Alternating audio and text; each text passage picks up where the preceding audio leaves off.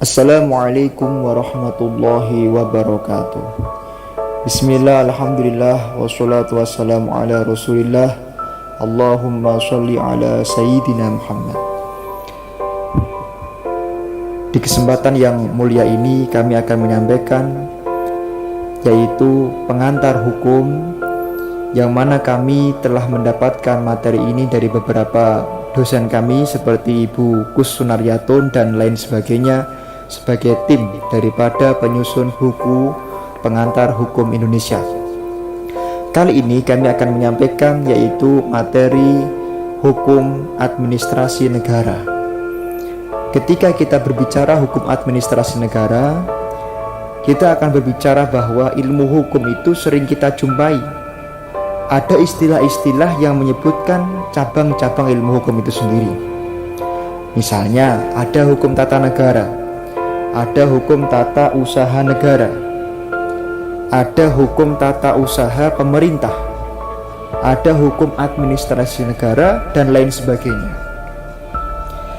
Terkait masalah administrasi negara, istilah-istilah tersebut dapat dipertahankan dengan alasan dan dasar yang kuat daripada masing-masing negaranya.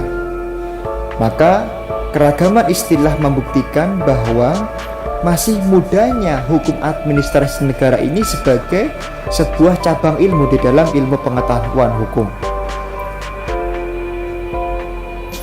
Maka kami menyarankan sebenarnya dari istilah ini harus ada yang namanya terminologi, kekhususan, dan satu bahasa sama dari institution of law, jadi institusi hukum. Apa kira-kira istilah yang tepat untuk hukum administrasi negara? Kami mengakui bahwasanya memang satu negara satu dengan yang lain berbeda. Misalnya kita akan menyampaikan misalnya di Belanda itu menggunakan istilah administrative rights. Kemudian ada juga yang menggunakan base to rights. Sedangkan di Jerman itu menggunakan istilah Verwaltung rights, ini di Jerman. Kemudian di Prancis menggunakan istilah yaitu droit administratif, dan di Inggris menggunakan istilah administrative law. Perbedaan bahasa inilah yang kemudian menjadikan hukum administrasi negara kemudian menjadi salah satu materi yang menarik.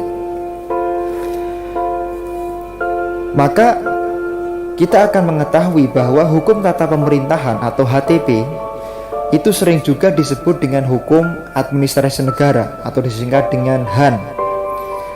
Kenapa?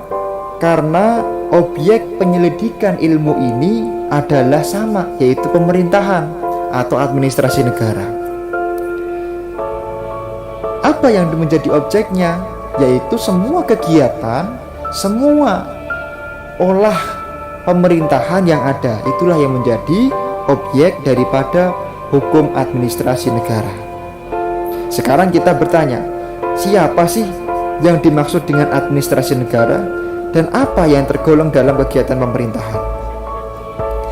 Kita harus mengetahui bahwa administrasi negara itu berpangkal dari yaitu teorinya Montesquieu, yaitu teori trias politica, yang mana beliau mengatakan bahwa gabungan dari jabatan aparat administrasi yang berada di bawah pimpinan presiden, yang mana melakukan pekerjaan pemerintahan, fungsi administrasi yang tidak ditugaskan kepada badan-badan pengadilan, kemudian badan-badan legislatif, dan juga badan-badan pemerintahan dari persekutuan hukum yang lebih rendah.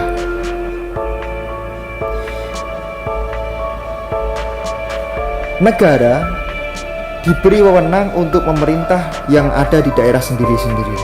Ini adalah sebab adanya yaitu administrasi negara.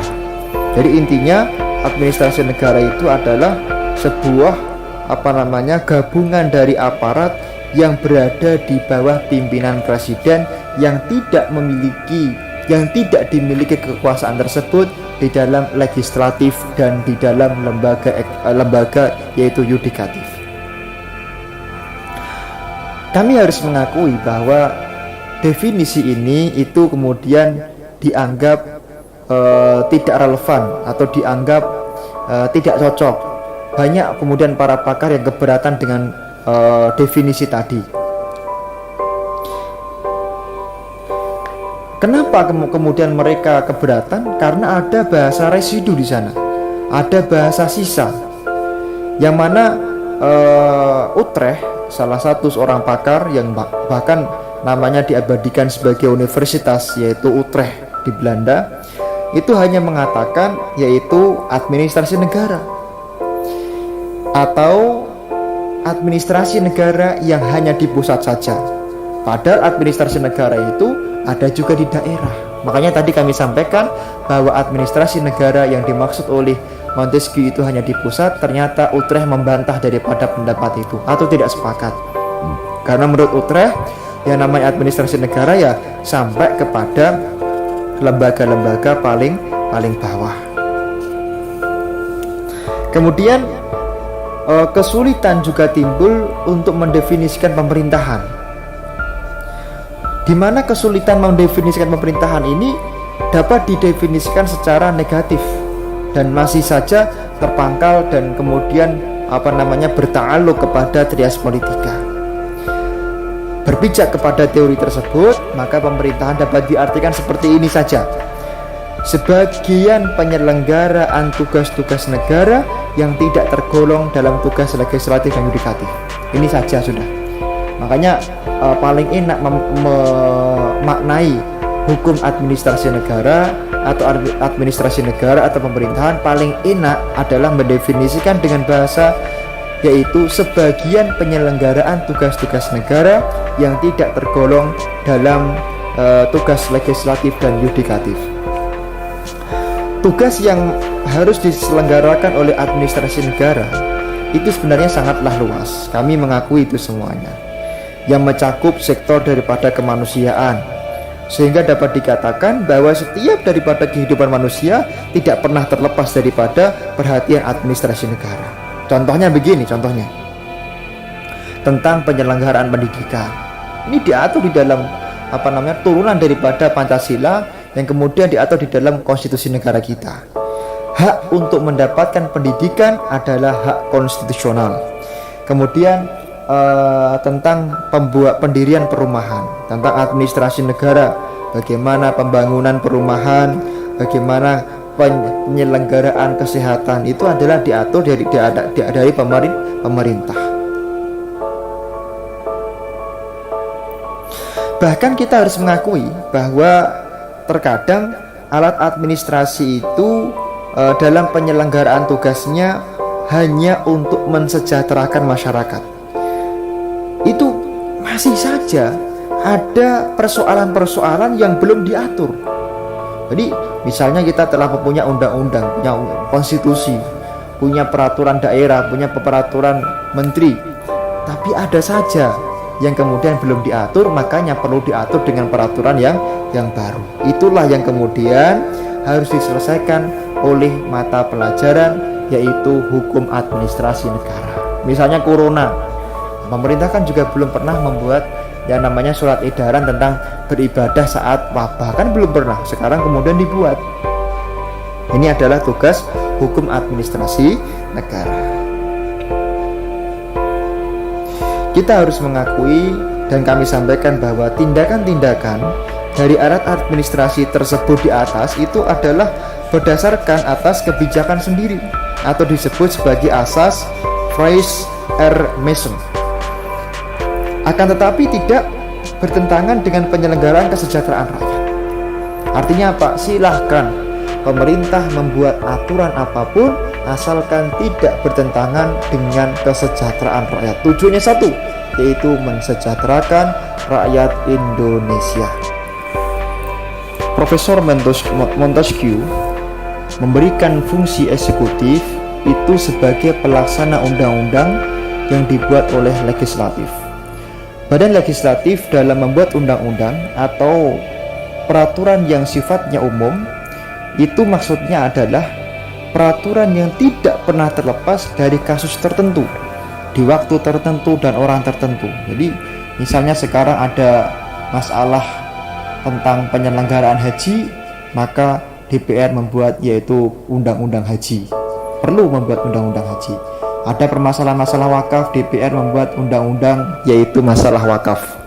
Kemudian ada masalah yaitu teroris, pemerintah membuat undang-undang tentang terorisme, yaitu DPR.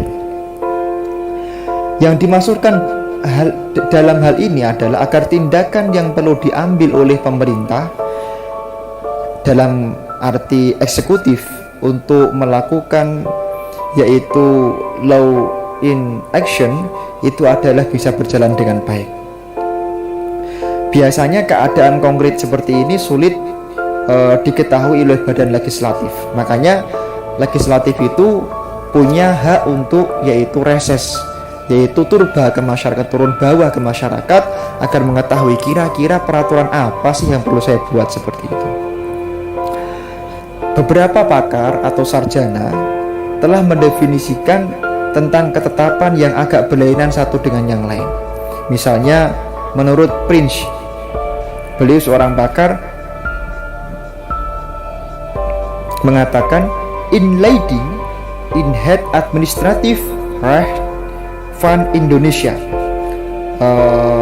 Basicking maksud dalam pemahaman beliau adalah suatu tindakan hukum yang sepihak di bidang pemerintahan dilakukan oleh alat kekuasaan negara berdasarkan kewenangan bidang pemerintah yang dilakukan berdasarkan kewenangan khusus. Jadi menurut beliau basicking itu adalah dilakukan oleh penguasa negara berdasarkan kewenangan khusus. Tentu kewenangan di sini adalah sebagai bentuk melaksanakan daripada amanat undang-undang dasar, yang mana leg spesialisnya adalah kepada undang-undang yang telah dibuat oleh DPR RI. Kemudian seorang sarjana dari Belanda, Utrecht, mengatakan tentang pengantar hukum administrasi negara Indonesia pada halaman 68 bahwasanya basicking atau ketetapan adalah suatu perbuatan berdasarkan hukum publik yang bersegi satu, ialah yang dilakukan pemerintah. Maksudnya dalam hal ini adalah sesuatu yang dilakukan oleh pemerintah berdasarkan sesuatu kekuasaan istimewa. Makanya ketetapan misalnya SK, surat Perpres PP itu adalah hak yang dimiliki oleh pemerintah karena adanya hak istimewa yang diberikan oleh undang-undang. Dalam pembuatan ketetapan, pemerintah atau eksekutif haruslah memperhatikan syarat-syarat tertentu, yang mana apabila syarat-syarat tersebut tidak diperhatikan bisa mengakibatkan suatu ketetapan mengandung kekurangan, sehingga kekurangan dalam suatu ketetapan dapat menjadikan tidak sahnya ketetapan. Maka dalam hal ini dalam membuat ketetapan, pemerintah tidak boleh bertentangan, tidak boleh melanggar daripada konstitusi negara atau konstitusi pemerintahan yang bertujuan agar mensejahterakan rakyat Indonesia. Terima kasih. Assalamualaikum warahmatullahi wabarakatuh.